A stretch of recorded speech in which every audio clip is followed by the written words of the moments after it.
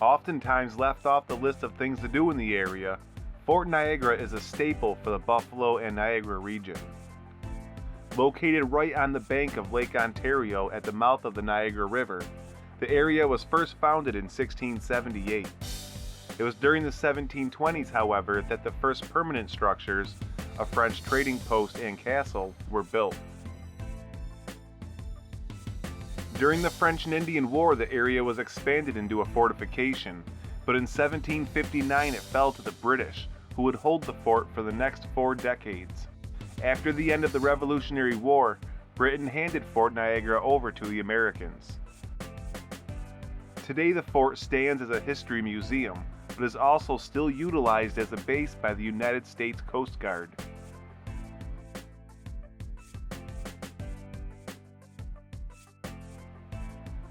There are many buildings and interactive displays, but one of Kenny's favorites is the artillery demonstration.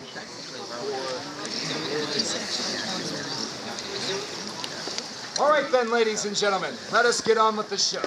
So what we have gathered you guys here for today is a demonstration of artillery usage. Artillery, of course referring to the gun that we're on right now. This particular device is called a light bronze 3-pounder. Now take a look at that gun, ladies and gentlemen. Does it look either light or like it weighs 3 pounds? Once it's loaded, I would suggest just moving to the I right didn't where think the so. hole is that your hearing stays. So why do we call it a 3-pounder? What was that? Exactly. It's a 3-pound ball. That's something that looks a lot like this. 3 pounds of solid iron attached to 1 pound of gunpowder in a wool bag that will propel it out the end of the gun. Does this look particularly frightening to any of you? No, okay, I get it. Well, what if I added this little tidbit of information? Fired out of a gun like that. A ball like this will go through 14 human bodies lined up in a row. It's been tested. I'd explain the details later. But yes, a little bit more terrifying now, right? All right, so considering I just said this will go through 14 human bodies, what is going to be the primary target for a gun like this? Troops. Yeah, I was going to say, considering I just said 14 human, Homo sapien, carbon-based life form, sapient, sentient bodies, it's going to be troops. Exactly. Soldiers, lined up in a row, much like you all are right now. Thank you for volunteering. So, what we are going to be doing is we are going to be firing this at lines of infantry with muskets. How many of you have seen a musket firing demonstration? All right, a fair number, but not enough, so let me give you this quick tidbit. A musketeer, trained enough, can fire a shot out of his musket once every 15 seconds. Standing in a line, they all fire together in that way. But let's add a cannon to the mix. You look like a rational, reasonable human being, so let's use you as an example. Would you be able to focus on loading your gun if there was a cannonball flying straight towards your face?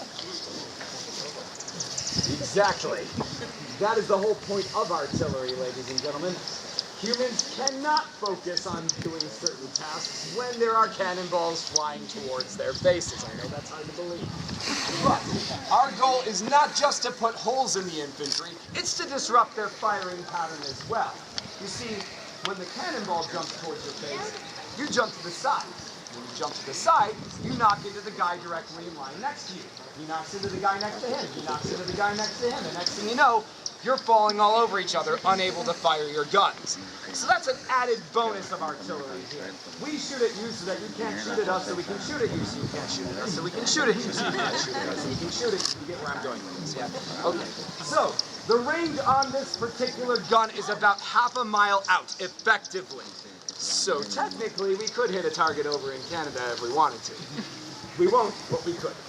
On top of that, it should take a cannon crew about 30 seconds to reload and fire the cannon like this. So every half minute, you are going to be dealing with a cannonball flying towards you.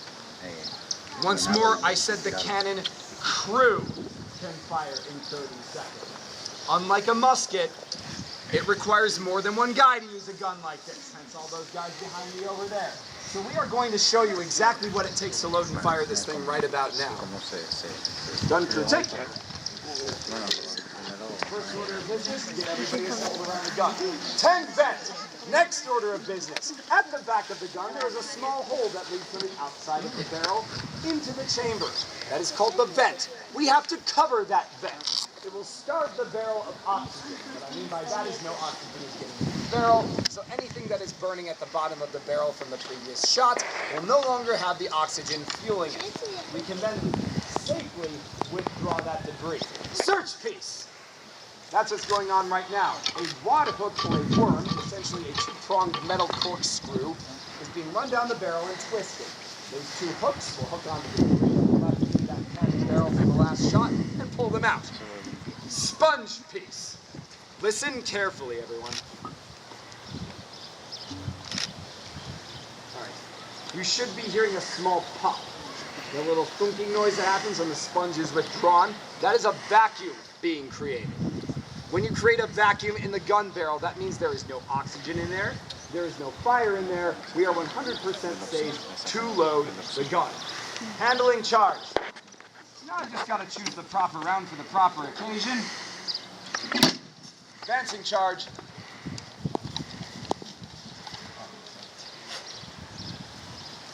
Load charge.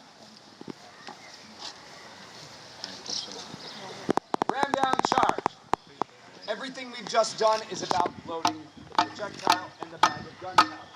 So the way it's going to work is that bag of gunpowder is going to go down the barrel first, obviously, and it's going to be situated right under that vent at the back of the cannon that we've been covering up this entire time.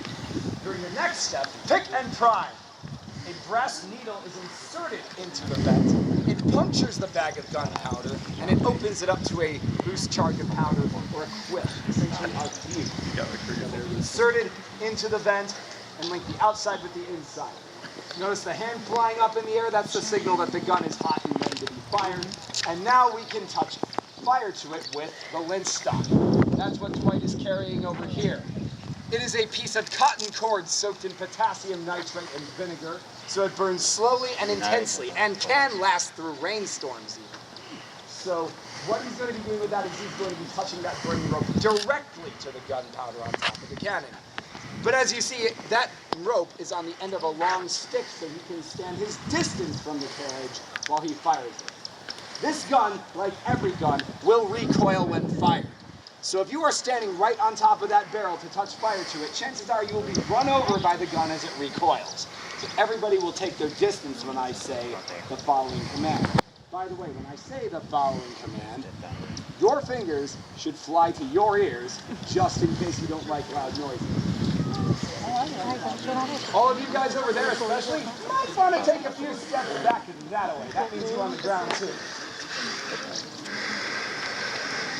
Gun crew, make ready! Fire!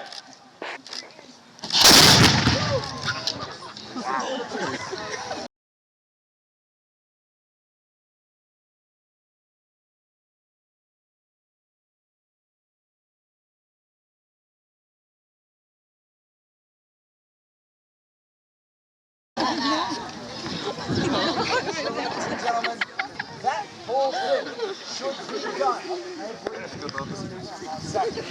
Imagine that if you will. That's the mark of a highly trained gunman. Now in just a few moments, the gun will be secured for your approach. We will drop the far sides of the rope so you can come forward and ask us any questions. Secure right about now. So thank you all, ladies and gentlemen, for bearing with us.